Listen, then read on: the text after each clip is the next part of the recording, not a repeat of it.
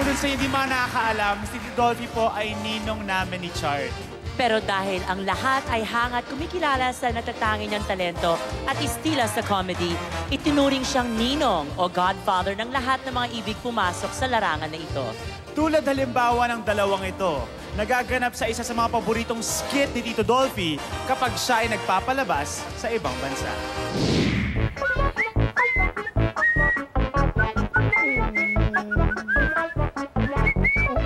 Boy, boy. Hey! Sir, walang galang na, no? Pero huwag sana kayong magagalit. Pero ano yan? Ha? That's my pet. Dog. Dog? Yeah. Ang puti-puti niya. Ha? Ang puti.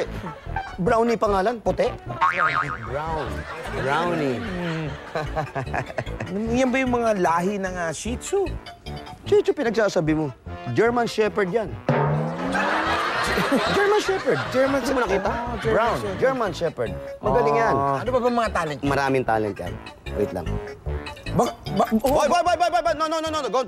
Go too far. Come. Ang bilis lumapit, ano? Hindi, ayan pa lang, palapit pa lang. Come. Show how to dance. Go. Ay, kaling na. Yes. Come on, Cha-cha boy. pa, oh. Do it, boy. Cha-cha Yes, tayo, cha-cha very tayo. good. Ang galing mag-cha-cha ng aso. Uy, eto, oh. Cha-cha, tinikiling yung sayaw, eh. Sabi mo cha-cha, tan-tan-tan-tan-tan-tan-tan-tan. Yun ang sayaw, eh. Nakapunta agad doon. Kung saan ka kasi nakatingin, bulag, eto. Kapartner ko pa lang eh. Bulag. Ang bilis ng aso mo, no? Mabilis yan. Come.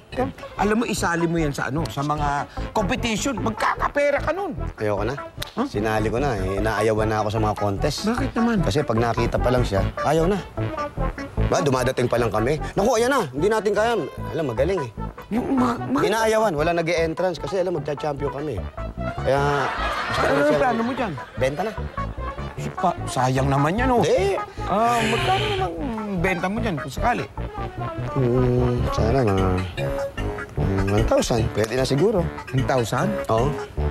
Mahal eh. Pero meron ako dito, 500. Okay ba sa'yo? 500? Pwede na rin. Talaga, bibenta mo, ha? Oo, ano ko na para, alam mo, magaling. Walang bawian, pare. Magaling kasama sa bahay. Pakikinabangan mo. Mahilig ako sa mga aso. Walang bawian, ha? Oo, sige. O, ito, 500. Pasensya ka na, eh. Puro barya to. 5 tigo 100. Dali. Kamay mo. Kamay mo. Ito. Ikaw mo. Oh, bilang, ha? 1. 2. 3. 4. 500. Oo. Hawakan mo. Ay, hinahangin. Pinahangin. 500. Nasaan yung pera? Nasaan yung aso? Magaling maghanap ng material sa comedy si Mang Dolphy. Bagamat hindi siya nakatungtong ng college, maalam siyang tao at ma-research din. Tama yan, Marian.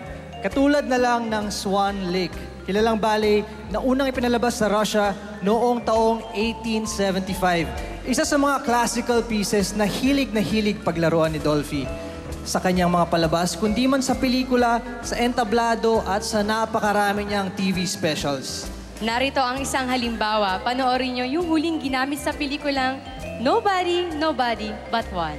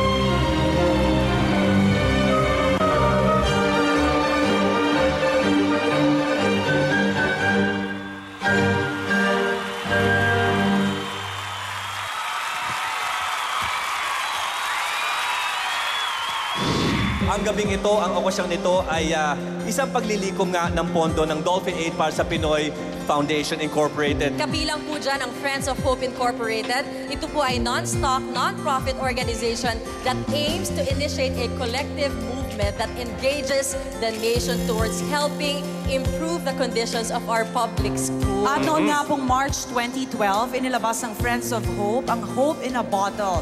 Bottled water po itong masasabing iba sa karaniwan dahil 100% of their profits go to the building of much-needed public school classrooms nationwide. Ang layo nito, makapagtayo ng classroom sa bawat pampublikong paaralan.